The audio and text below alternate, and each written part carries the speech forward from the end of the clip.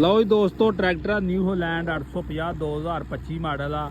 ਲਿਫਟੋਮੈਟਿਕ hydraulic ਦੇ ਅੰਦਰ ਆ ਤੇ ਕੱਦੂ ਕਰ ਰਿਹਾ ਵਾ। ਪਿੱਛੇ ਹੱਲ ਵਾ ਐਮ ਮਕਰਮ ਜ਼ਰੀ ਇੰਡਸਟਰੀ ਮਾਨਾ ਵਾਲਾ, ਇਹਨਾਂ ਦਾ ਰਾਈਸ ਪਡਲਰ ਵਾਲੀ ਹੱਲ ਆ। ਔਰ ਜਿਹੜੀ ਪੀਟੀਓ ਸ਼ਾਫਟ ਤੇ ਚੱਲਦੀ ਉਹ ਆ।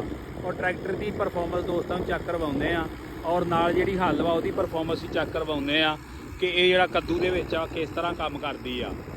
ਔਰ ਪੀਟੀਓ ਦੇ ਨਾਲ ਚੱਲਦੀ ਆ। ਬਾਕੀ ਟਰੈਕਟਰ ਤੇ ਦੇ ਸਕਦੇ ਜੇ, ਟਰੈਕਟਰ ਤੇ ਕੋਈ ਲੋਡ ਨਹੀਂ, ਬਿਲਕੁਲ ਨਾਰਮਲ ਚੱਲ ਰਿਹਾ ਵਾ। ਔਰ ਪਿੱਛੇ ਦੇ ਸਕਦੇ ਆ ਬਿਹਤਰੀਨ ਕੱਦੂ ਕਰੀ ਜਾ ਰਿਹਾ। ਅਗਲੀ ਸਾਈਡ ਤੇ ਹੱਲਾਂ ਮਿਲ ਜਾਂਦੀਆਂ ਨੇ। ਔਰ ਬੈਕ ਸਾਈਡ ਤੇ ਜਿਹੜਾ ਵਾ ਰੂਟਾਵਾਟਰ ਲੱਗਾ ਵਾ। ਰੂਟਾਵਾਟਰ ਨੂੰ ਫਾਲੇ ਲੱਗੇ ਨੇ, ਫਾਲੇ ਖੈਰ ਥੋੜੇ ਛੋਟੇ ਨੇ ਮਗਰ ਇਹਦੇ ਫੱਟਾ ਲੱਗਾ ਰੂਟਾਵਾਟਰ ਨੂੰ। ਬਾਕੀ ਕੱਦੂ ਕਰ ਰਿਹਾ ਵਾ। ਆ ਦੇ ਸਕਦੇ ਤੁਸੀਂ, ਮਲਾਈ ਬਣਾਈ ਜਾ ਰਿਹਾ ਪੈਲੀ ਨੂੰ।